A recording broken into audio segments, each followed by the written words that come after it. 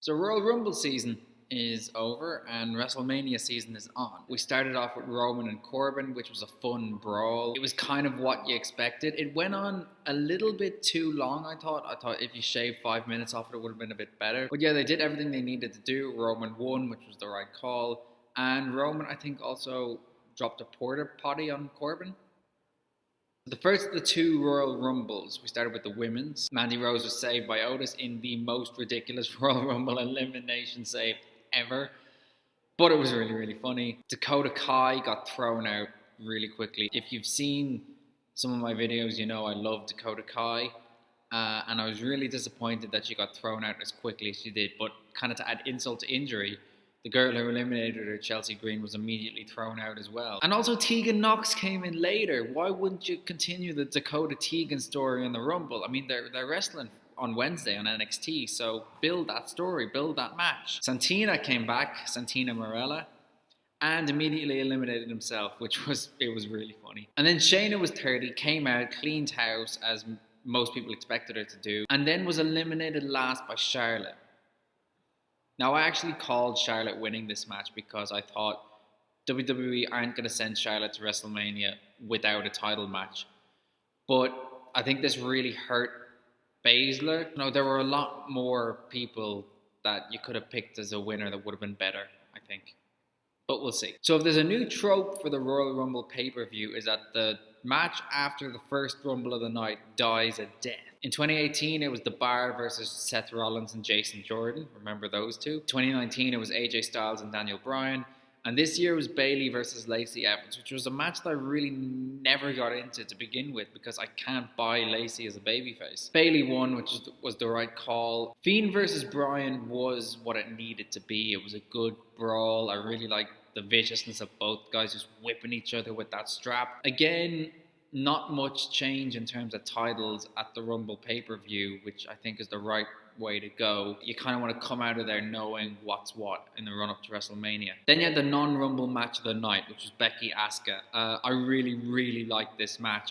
It felt like a sequel to their match at last year's Rumble, which I know it was, but it felt that way. I felt like a real continuation. It's a shame Asuka lost, but, you know, it was the right call because Becky's on a roll. I'm really worried about how they're going to drum up interest for this Becky-Charlotte match because we've seen it so many times before. I don't know what new wrinkle you could put on it.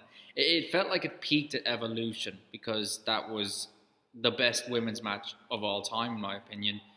And I just don't know where they can go from there. And finally, the men's Rumble. And there's a lot to talk about here. It was a Rumble of two halves, really. The first half being the Brock show. I think it was a good idea to make him look as dominant as he was because you can't really book Brock any other way.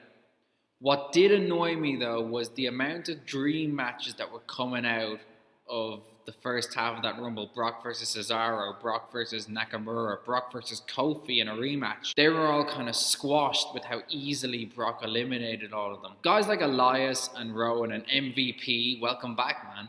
You kind of understand those because there's not enough mileage to get a match out of that, but some of them were really hurt by how quickly they were eliminated. Great to see Keith Lee in the Rumble. I don't think he was buried because his elimination by Lesnar came when he was distracted with Braun Strowman, which is a pretty big distraction for anybody. Drew got the rub from eliminating Brock, which one thing I really liked actually was Brock sold the Claymore like it was knocked out for a good 2 minutes. Then Edge came back.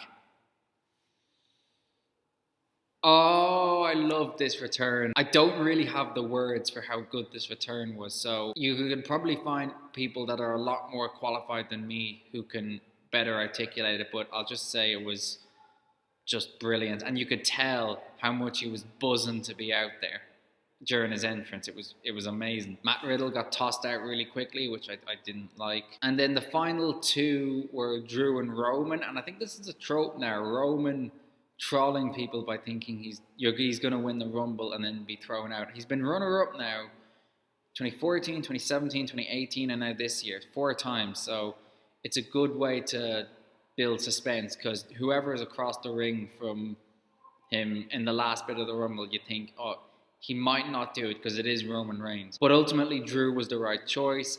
I think it's cool that they're turning him a bit babyface. I don't think they should turn him full babyface because that could really ruin what makes his character special.